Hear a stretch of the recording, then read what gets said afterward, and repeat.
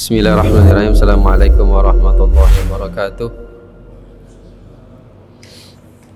Innal hamdalillah nahmaduhu wa nasta'inuhu wa nastaghfiruh wa na'udzu billahi min syururi anfusina wa min sayyiati a'malina may yahdihillahu fala mudilla lahu wa may yudlil fala hadiyalah.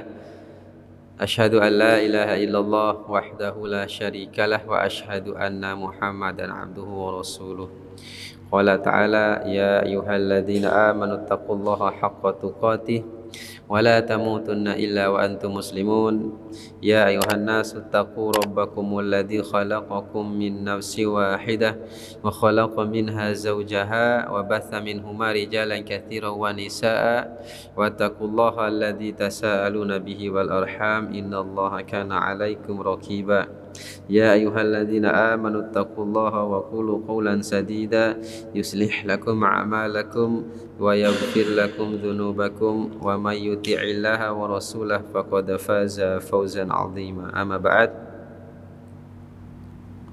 Fa inna asdaqal hadithi kitabullah wa khairul huda huda Muhammadin sallallahu alaihi wa ala alihi wasallam wa syarrul umuri muhdatsatuha wa kullu muhdatsatin bid'ah wa kullu bid'atin dhalalah wa kullu dhalalatin finnar. Allahumma shalli ala Muhammadin wa man tabi'ahum bi ihsanin ila yaumiddin. Jemaah sekalian, ikhwah fillah rahimani wa rahimakumullah. Alhamdulillah, pada malam hari yang berbahagia ini Allah Subhanahu wa taala kembali kumpulkan kita semua atas izin Allah semata, atas karunia hidayah dan taufik yang diberikan oleh Allah Subhanahu wa taala semata, kita mampu untuk melangkahkan kaki kita menuju masjid-masjid Allah Subhanahu wa taala untuk kita melaksanakan kewajiban-kewajiban kita, di antaranya salat berjamaah 5 waktu di masjid. Kemudian selanjutnya atas izin Allah pula Allah Subhanahu wa taala berikan kita kesempatan untuk belajar, sama-sama belajar tentang agama ini.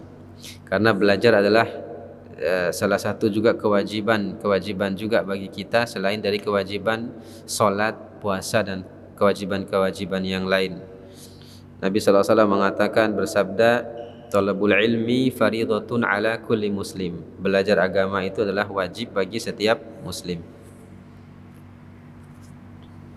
Pada malam hari ini kita akan lanjutkan kembali pelajaran kita tentang kitab Riyadhus Shalihin yang disyarah oleh Syekh Utsaimin rahimahullah. Kita masuk ke bab yang ke-11 dalam kitab ini, yaitu babul mujahadah. Babul mujahadah, bab bersungguh-sungguh. Luar biasa kitab ini, karena sebelumnya babnya ini bisa dikatakan bab yang satu dengan yang lainnya itu saling berkaitan. Karena bab sebelumnya pada bab yang ke-10 ya, yaitu babul mubadarah ilal khairat, bab bersegera dalam kebaikan. Bisa didengar suara saya? Bab bersegera dalam kebaikan ya. Sedangkan selanjutnya sekarang kita masuk kepada babul mujahadah. Jadi masih ada keterkaitannya, karena al-mujahadah ini artinya bersungguh-sungguh. Kalau bab yang sebelumnya al-mubadarah fil khairat atau ilal khairat, bersegera dalam kebaikan, artinya ketika kita menghadapi suatu kebaikan, mendapati satu kesempatan untuk berbuat baik ya, maksudnya, maka kita dianjurkan untuk bersegera melakukan kebaikan itu bab yang sebelumnya. Sedangkan bab yang sekarang ini adalah yaitu babul mujahadah, bab yaitu yang berkaitan dengan ketika kita sedang melakukan suatu kebaikan, maka kita dianjurkan untuk bermujahadah, yaitu bersungguh-sungguh. Jadi mujahadah ini artinya sungguh-sungguh ya. Akarnya dari kata jahada yujahidu ya.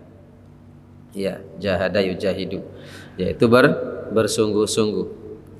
Ifabillah, jemaah sekalian, mudah-mudahan dirahmati oleh Allah Subhanahu wa taala.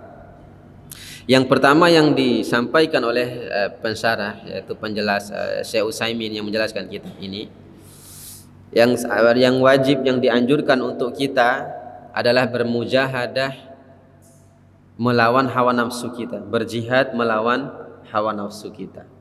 Karena ini tingkatan yang paling awal dalam berjihad, ada bermujahadah. Jadi kita jangan terlalu jauh kita ingin berjihad melawan orang-orang kafir umpamanya, karena ini tingkatan paling rendah, paling awal, paling pokok. Al-Imam Ibnul Qayyim rahimahullah ta'ala dalam kitab beliau Zadul Ma'ad, yang di situ beliau menyebutkan dalam bab jihad itu, beliau menyebutkan marhalah jihad, tingkatan-tingkatan jihad. Tingkatan jihad yang paling pertama, yang paling mendasar itu adalah berjihad melawan diri sendiri, yaitu melawan hawa nafsu kita. Ini yang pertama, ya. Sedangkan yang kedua menurut Al-Imam Ibnu Qayyim rahimahullah, setelah berjihad melawan hawa nafsu diri sendiri, melawan hawa nafsu, yang kedua jihadus syaitan, melawan setan. Yang ketiga baru jihadul kuffar wal munafikin bisilah. Itu baru yang ketiga, itu tingkatan baru masuk, yaitu jihad melawan orang-orang kafir, orang-orang musyrik dengan senjata. Setelah unggul dengan orang-orang kafir, baru jihad ya melawan orang-orang munafik yang ingin merusak Islam dan seterusnya.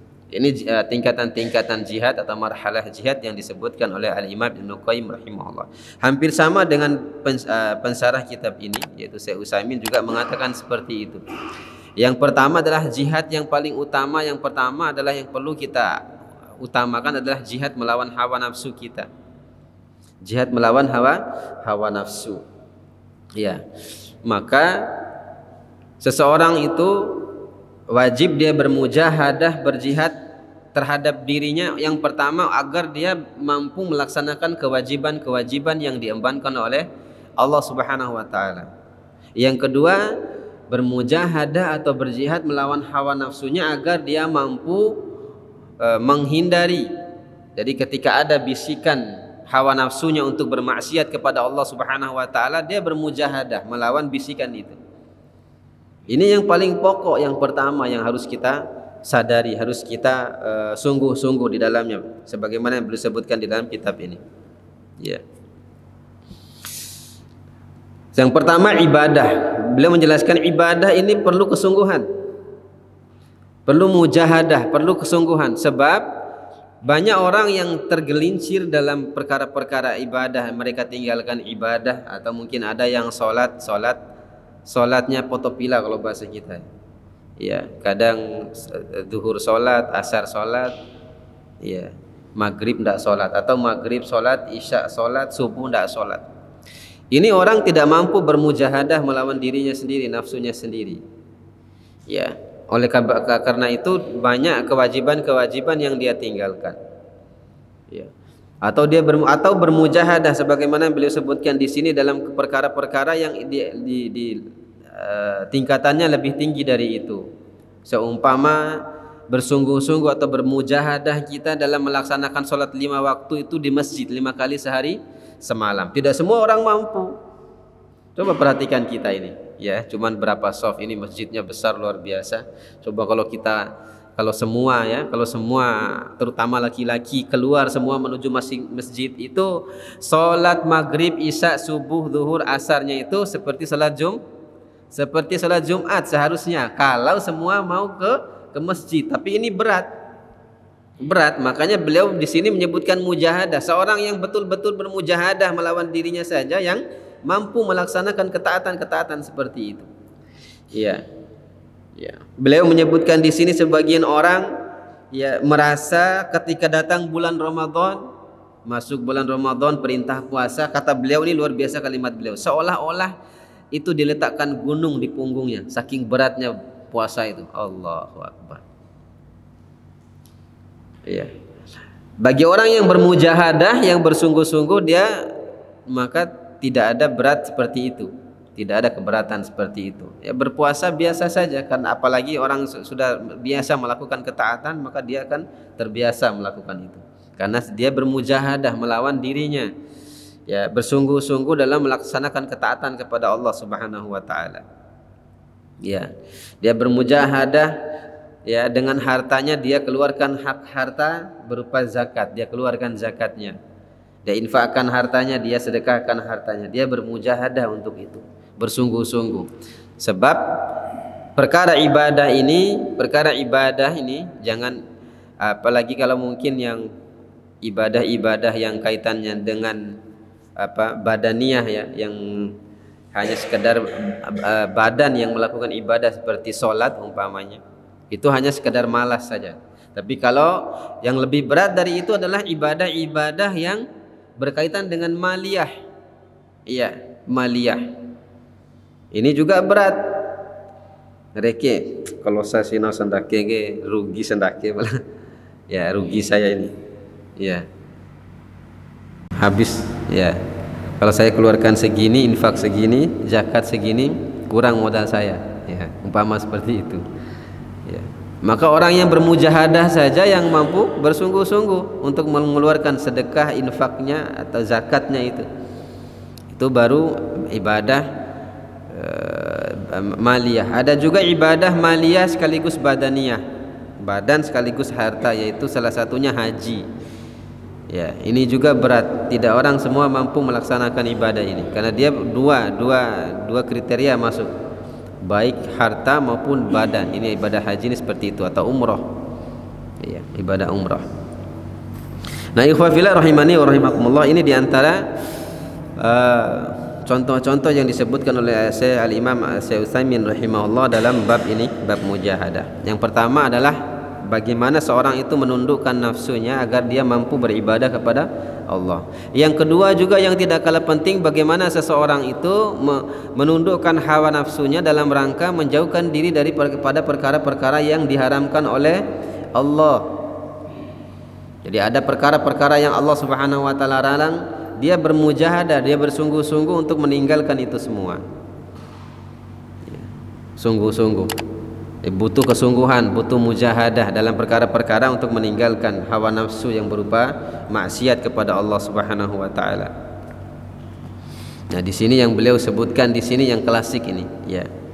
Al-mithlul awal, contoh ya. Contoh yang pertama adalah kaitannya dengan bagaimana seorang mampu untuk menjauhkan diri perkara-perkara yang dilarang atau mungkin tidak bermanfaat baginya. Jangankan perkara yang haram, seorang yang dia bertakwa kepada Allah Subhanahu wa taala, perkara-perkara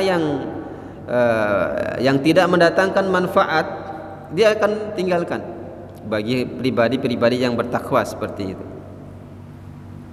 Ya. Di sini yang pertama adalah ad-dukhan, rokok, ya, disebutkan di sini, ya. Fa inna katsiran minan nasi, ya. Sesungguhnya banyak orang yang diuji dengan ini, ya, diuji dengan syarbud duhan, ya, mengisap rokok, ya. Ini ujian, ini juga ujian juga bagi yang sudah biasa rokok. Ini bukan perkara ringan untuk meninggalkan rokok. Maka di sini butuh apa? Mujahadah, kesungguhan, ya. Di sini sampai beliau mengatakan kita tidak perlu bicara tentang hukum rokok, kata beliau. Ya, sekalipun ada perselisihan, ada yang makruh, ada yang mengharamkan, ada yang memakruhkan, tapi kalau kita kembali dengan akal kita, kata beliau, kira-kira rokok itu apa manfaatnya? Tidak ada manfaatnya, kata beliau, bahkan akan bau mulut itu. Di sini sampai beliau menyebutkan kalau ada imam rokok, ya, kalau ada imam rokok tidak sah sholat. Allah Akbar. Ini fatwanya Syekh Utsaimin, Syekh bin Baz, Syekh Shalih Fauzan kalau tidak salah. Ya. Alasannya apa? Kenapa? Orang yang makan bawang saja dilarang datang ke masjid. Tidak boleh datang ke masjid makan bawang karena bau mulut mengganggu, ya, mengganggu. Jadi bau mulut itu mengganggu, ya. Sampai beliau di sini merinci bahwasanya bagi seorang yang merokok, kata beliau, cobalah dia tinggalkan rokok beberapa minggu atau bulan, maka dia setelah itu dia akan merasakan bagaimana baunya rokok itu. Ya, kalau orang merokok tidak tahu bau rokok itu seperti apa. Ya, makanya orang paling sulit kalau kita berdiri, ya, di samping perokok. Ini terus terang saja. Ya, kita sholat di sampingnya perokok. Ya.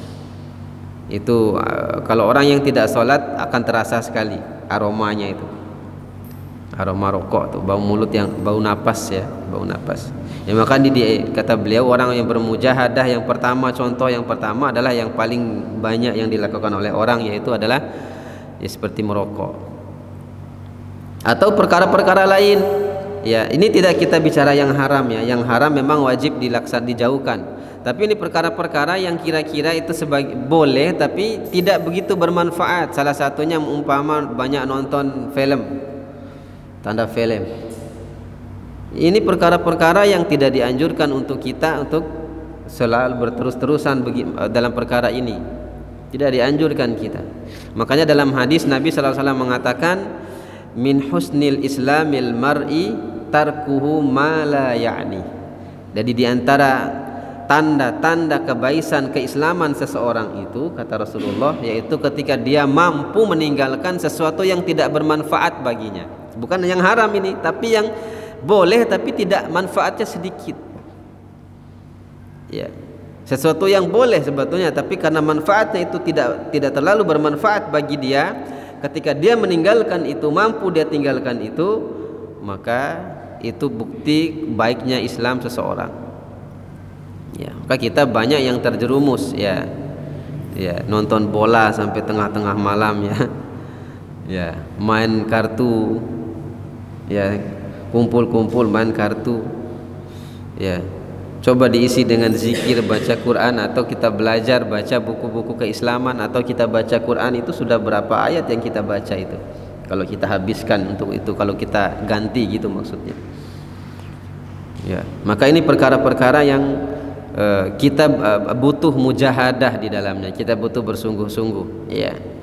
Ini maghrib isya, selain kita kalau tidak ada pengajian seperti ini, yang isi waktu itu dengan zikir, dengan baca Quran. Ya, jangan usah terlalu banyak ngobrol. Ya, habis ini tempat yang paling mulia, paling bagus kan, dan kita berada di waktu yang terbaik. Waktu antara dua solat itu adalah waktu yang terbaik. Siapa yang duduk di masjid menunggu solat berikutnya, maka dia dicatat pahala sebagai orang yang solat. Masya Allah. Jadi seolah-olah kita 30 menit nunggu dari maghrib ke isya itu kita nunggu sholat isya ya, selama 30 menit umpamanya, itu selama 30 menit itu kita dicatat oleh Allah Subhanahu wa taala sebagai pahala sholat. Ya, kalau tidak pengajian ya, kalau pengajian jelas ya, kalau pengajian jelas kita juga termasuk orang di dalamnya menunggu waktu sholat tadi. Ya, kalaupun tidak ada pengajian, pakai untuk zikir, baca Quran, perbanyak istighfar kepada Allah Subhanahu wa taala, perbanyak bersalawat kepada Rasulullah sallallahu alaihi wasallam. Ya. Ini yang dimaksudkan oleh beliau di sini dalam perkara mujahadah, itu bermujahadah atau berjihad melawan hawa nafsu kita yang berkaitan dengan perkara-perkara yang dilarang atau perkara-perkara yang tidak terlalu bermanfaat untuk kita lakukan. Ya. Nah, di sini jemaah sekalian, ikhwafillah rahimani wa rahimakumullah, dalam babul mujahadah, bab ini, dalam bab bersungguh-sungguh ini, Al-Imam An-Nawawi mengawali dengan beberapa ayat-ayat Allah Subhanahu wa taala seperti biasa ya. Jadi dalam kitab ini Al-Imam An-Nawawi hanya menyebutkan nama bab, kemudian ayat, kemudian hadis, itu saja. Tidak ada tidak ada penjelasan dalam buku ini, dalam kitab yang aslinya seperti itu, matannya itu. Maka ini bisa tebal karena dijelaskan oleh Syekh Utsaimin ya, hadis dan ayat-ayat itu. Ayat yang pertama disebutkan oleh Al-Imam An-Nawawi dalam kitab bab ini adalah dalam surat Al-Ankabut ayat yang ke-69. Allah Subhanahu wa taala berfirman, walladzina jahadu fina lanahdiyannahum subulana wa innallaha la ma'al muhsinin.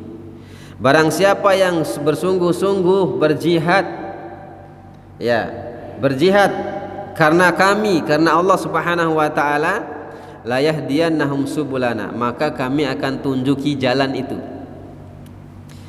Maksudnya apa? Seseorang kalau dia bersungguh-sungguh ingin belajar Islam umpamanya, maka Allah akan beri petunjuk kepada dia, petunjuk kepada dia. Jadi kalau orang itu benar-benar mau belajar agama, belajar Islam, Allah mudahkan dia untuk paham agama itu. Jadi petunjuk, Allah menyediakan petunjuk untuk dia. Lanahdiyannahum subulana, kami akan beri jalan-jalan kami. Jadi kami mudahkan jalan menuju kami, menuju Allah Subhanahu wa taala. Ya. Seseorang yang dia sungguh-sungguh ingin hafal Quran misalnya, dia sungguh-sungguh mau hafalnya, jadi dia punya cita-cita, punya niat dan kehendaknya dia laksanakan, ya, setiap selesai sholat dia menghafal, ya, hafal. Setelah selesai sholat dia taruhlah waktu 5 atau 10 menit setelah selesai sholat ba'diyah, umpamanya dia hafal Al-Quran. Ya, setelah itu dia murojaah, pulang. Nanti lagi setelah sholat lagi begitu terus. 5 kali sholat itu diulang-ulang, pasti dia bisa menghafal Al-Quran. Akan mampu menghafal Al-Quran. Ini janji Allah Subhanahu wa taala, karena barang siapa yang mau bersungguh-sungguh, Allah tunjuki jalan. Ya. Allah akan tunjuki jalan, ya. Barang siapa yang mau nambah istri, Allah tunjuki jalan, ya. Yang sungguh-sungguh, ya.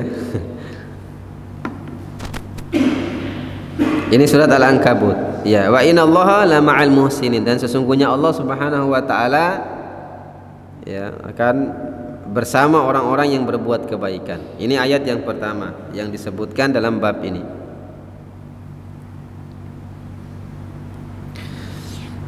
Kemudian dalam ayat yang lain, dalam surat yang lain, surat Al-Hijr ayat 99, Allah Subhanahu wa taala berfirman, wa'bud rabbaka hatta ya'tiyakal yakin, dan beribadahlah kalian kepada Allah, beribadahlah kamu kepada Rabbmu sampai datang keyakinan. Sampai datang keyakinan, yakni al-maut. Keyakinan di sini maksudnya kematian.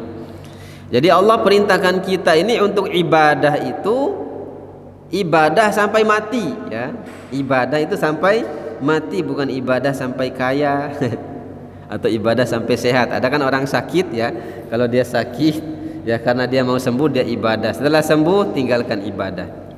Atau ada orang miskin, susah hidupnya, sempit rezekinya, ya, sempit rezeki, susah hidup, dia ibadah karena dia mau kaya, setelah kaya tinggalkan ibadah. Makanya di sini Allah Subhanahu wa taala mengatakan bahwasanya wa'bud rabbaka hatta ya'tiyakal yakin. Ibadahlah kamu kepada Rabbmu sampai datangnya keyakinan, al-maut, kematian. Jadi ibadah ini sampai mati, ya. Ibadah ini adalah sampai mati, ya. Maka ada seorang yang Imam Abu Hanifah atau Imam Ahmad bin Hanbal kalau tidak salah, ditanya oleh murid-muridnya, ini Buna Ija Konggori pengajian dari GC. Kita pengajian, ya Allah, dari puluhan tahun yang lalu kita ngaji nih, sudah bertahun-tahun, berpuluh-puluh tahun. Buna Konggori pengajian. Kata Imam Abu Hanifah atau Imam Ahmad, ya, lupa. Nanti ketika telapak kaki kita sudah menginjak surga, itu yang Konggori. Ya, antum sabar, ya, belajar tuh butuh sabar. Ya, belajar kita seperti ini bukan hanya untuk sekedar mencari ilmu, tidak.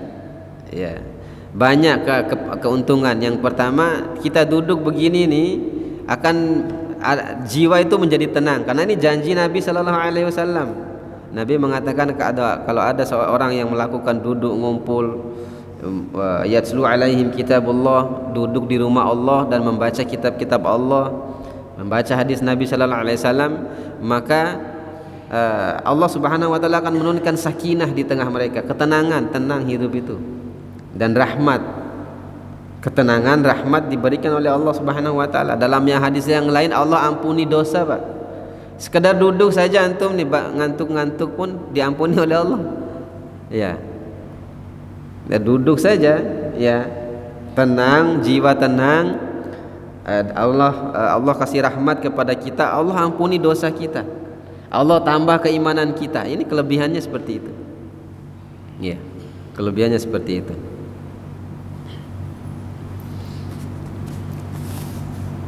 Ini diantara surat Al-Hijr ayat 99. Kemudian dalam surat yang lain, dalam surat Al-Muzammil ayat yang ke-8, Allah Subhanahu wa taala berfirman, Sebelum itu saya jelaskan dulu ayat ini, ayat Al-Hijr ayat 99 ini banyak juga yang disalah artikan.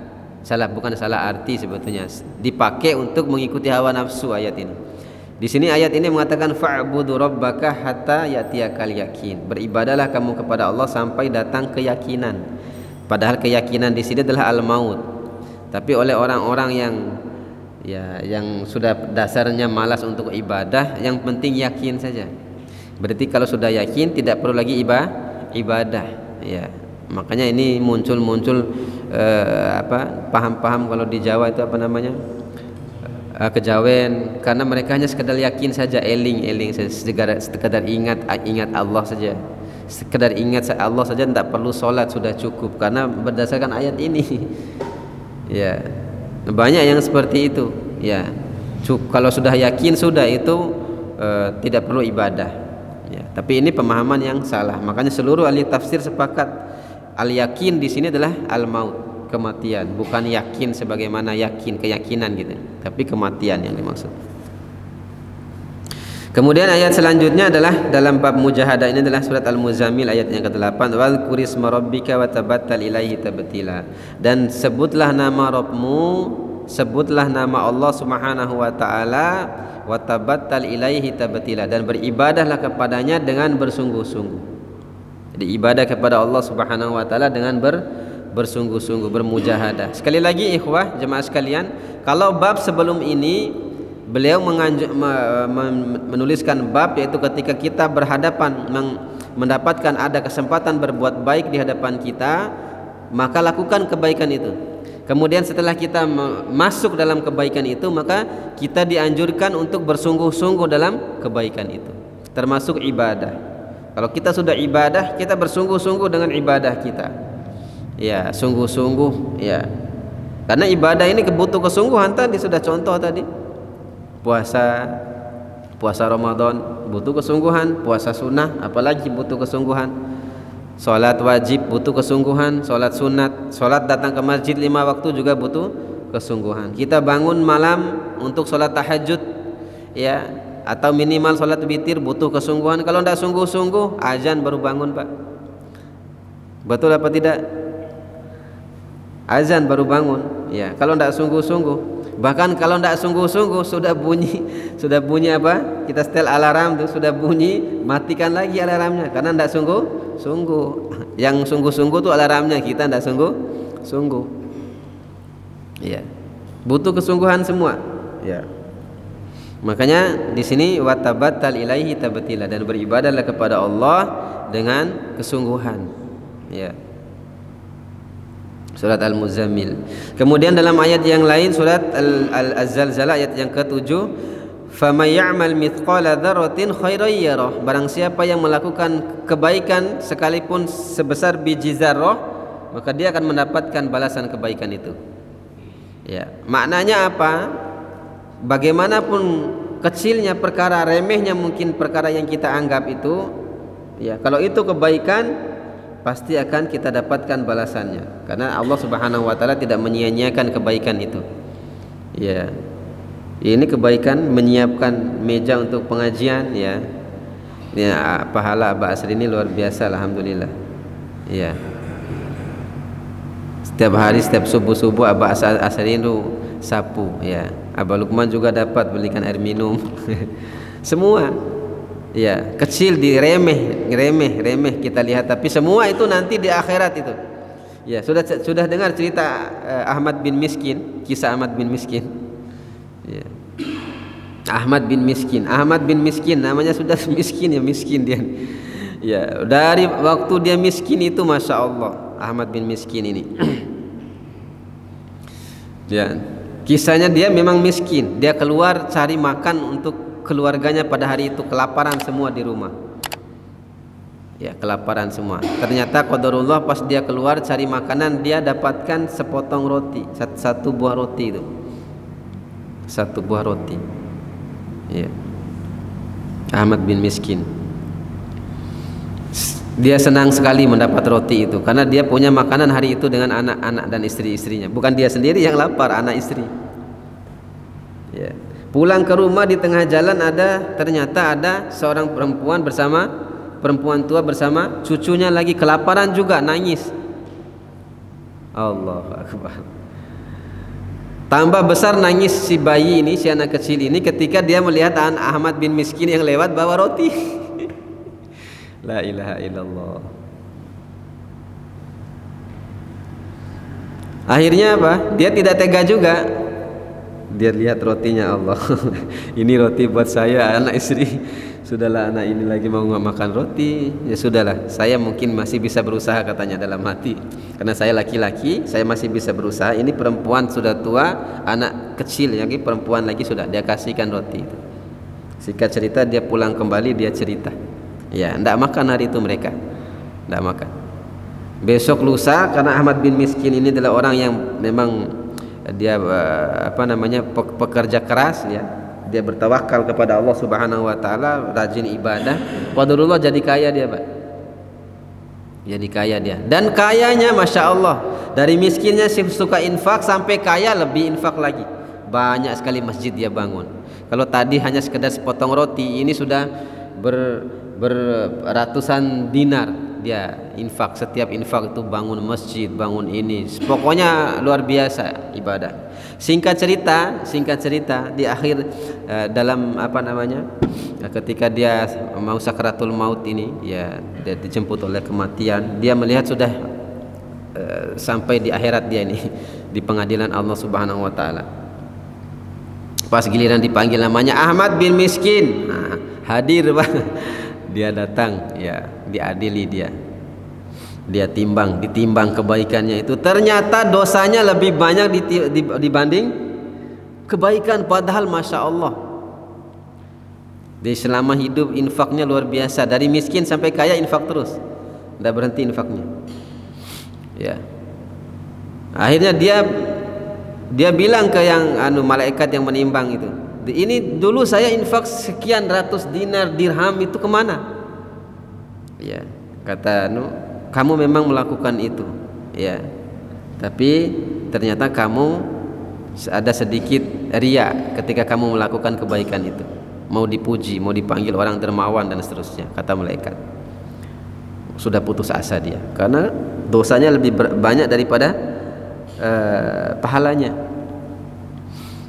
Akhirnya malaikat mengajak dia kembali, sudah kamu pikir lagi, mungkin ada amal kebaikan, satu amalan yang kamu pernah lakukan dulu itu, bisa jadi amal itu akan memberatkan timbangan kebaikan. Hanya dia pikir-pikir Ahmad bin Miskin, apa dulu. Lalu ketika itu dia diingatkan oleh malaikat, bukankah kamu dulu pernah membantu seorang nenek tua bersama cucunya itu di kelaparan di tengah pinggir jalan itu, kamu kasih sepotong roti?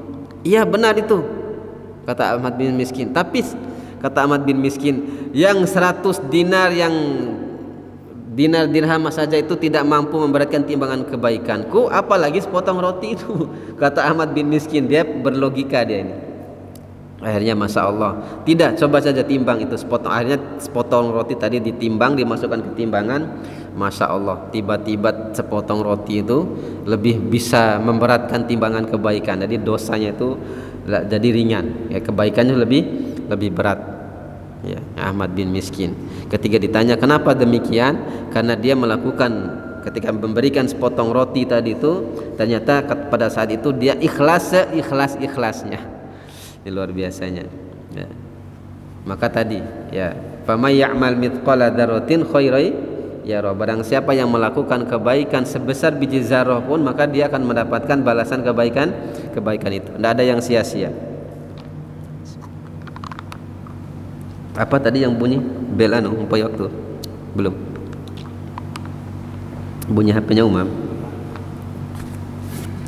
Kemudian ayat yang selanjutnya dalam firman Allah Subhanahu wa taala juga surat Al-Muzammil, "Wa ma tuqaddimu li anfusikum min khairin tajiduhu indallahi wa khairu wa a'dhamu ajra."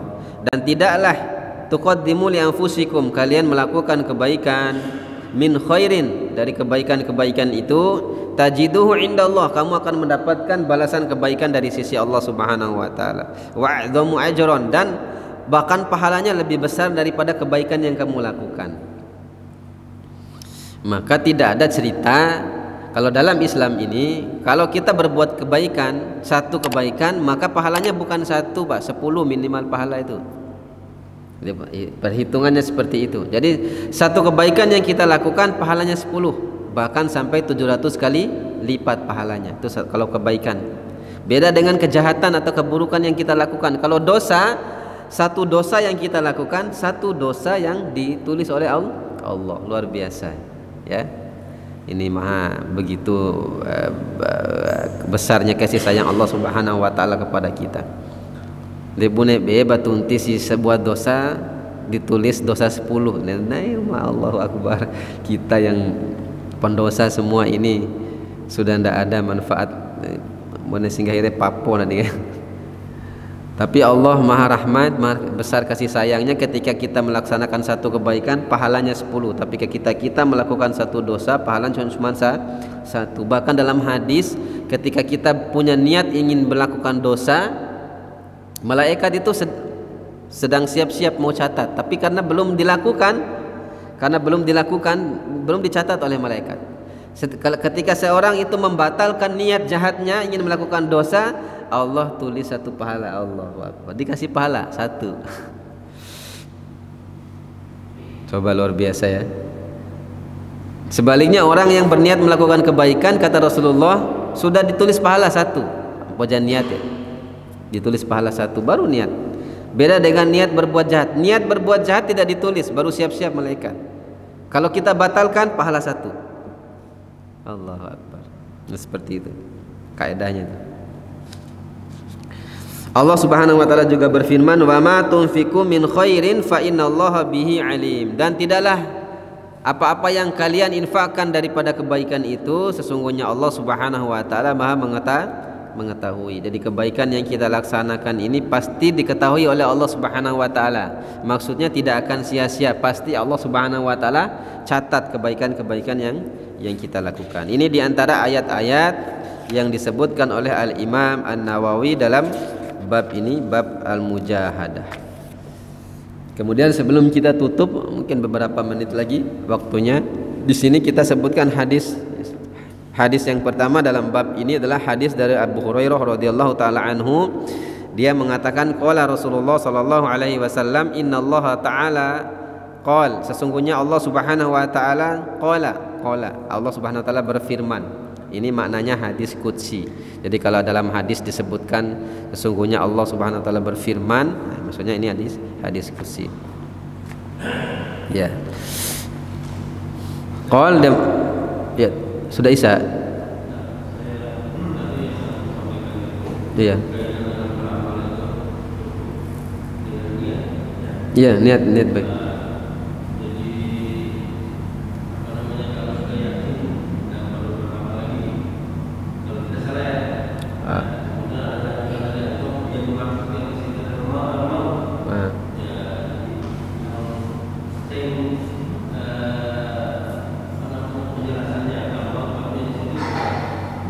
Ya? Al-maut itu kematian. Al-maut itu maksudnya kematian.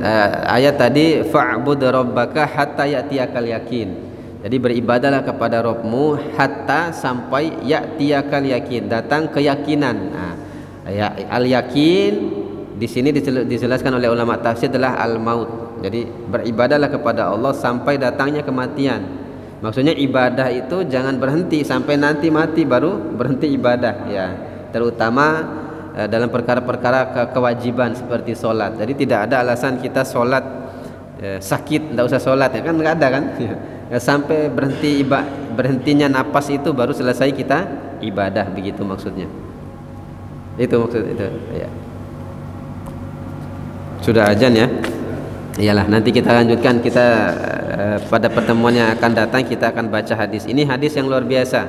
Hadis dalam bab ini hadis yang bagus untuk kita sama-sama pelajari hadis ini. Tapi nanti kita sebutkan pada pertemuan yang akan datang. Saya cukupkan sekian.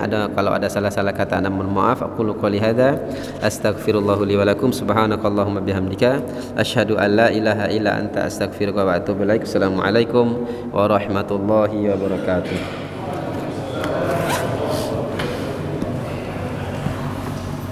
Buat Ya, boleh.